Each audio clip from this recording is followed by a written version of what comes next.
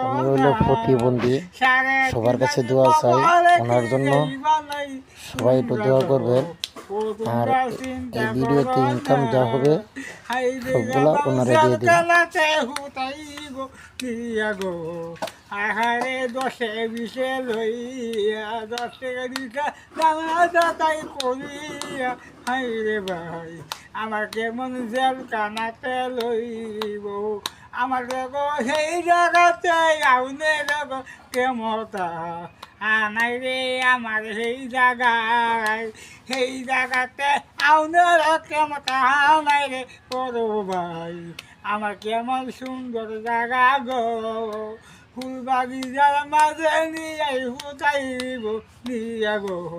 আমার ঘরে ফুল বাগিচার মাঝে আমার ঘরে ফুল বাগিচার মাঝে ফুটাইব না